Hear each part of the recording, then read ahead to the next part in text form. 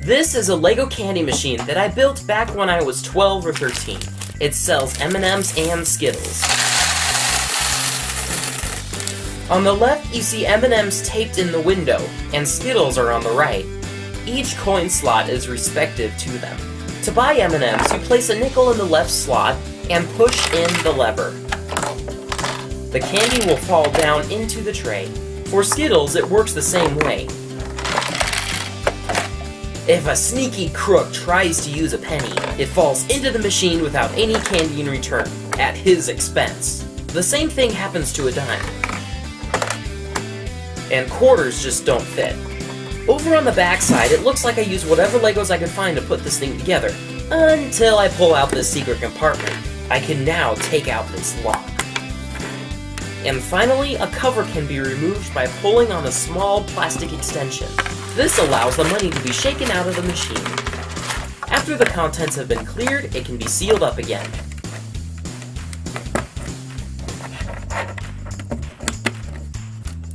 The lid of the machine also has a locking mechanism. On the back side, this Lego can be removed. It was made by cutting off this extra plastic. Now I can shove this Lego rod into the machine to lock down the lid. Many of the pieces here are super glued to increase strength. I can also remove this piece on the front to unlock the lid. This is what the machine looks like inside the candy compartments. When a nickel is placed in, the candy is pushed out. Now it's time to show you the mechanism. Many of the smooth Legos here were written on when my siblings and I made a Lego town a long time ago. Here's the motion of the lever.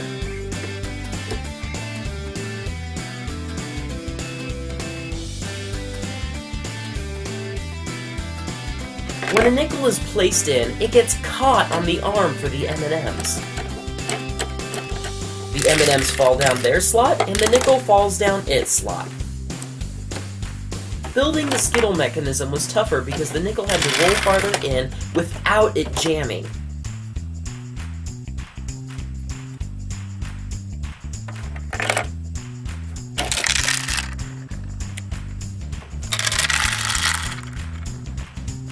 Pennies and dimes simply don't work because they pass under those Lego arms, leaving a crook very frustrated. As the nickel falls into the lever, it gets pushed across this surface and falls into its slot. This ramp here helps fix coin jams, otherwise the machine has to be taken apart. The machine can be shooken in the hopes of it falling down in the wider slot, at the expense of the customer though. On the base, there are more ramps to cause the coins to roll out of the way of the next coin. This Lego here prevents customers from pushing in the coin while the lever is also pushed in. Otherwise, this would cause a certain jam. The coin simply bounces back out. It is possible that if the lever is slightly pushed in, it may not block the nickel. This is where that extra wide slot comes into play. So that's what happens inside my Lego candy machine. Now let's move on to the lid's locking mechanism. When the lid is locked, this blue Lego is pushed in. When it's unlocked, it's pushed back out. I'll demonstrate it with a mock version of the lid. When the Lego rod hits the blue Lego, it pushes it into another tube, locking it in place. Again, many of these Legos are super glued here. When it needs to be unlocked, the blue Lego is pushed back out. So there you have it. For an uninformed family member, it's nearly impossible to steal candy or money without damaging the machine. If that were the case, they'd have little chance of putting it back together properly, and I know something was amiss. While I won't provide detailed instructions on how to build this, I still challenge you guys to build one yourself. I went through many versions before I got this one, so it'll take a bit of tinkering before you get a working model. Well, I hope you guys enjoyed the video.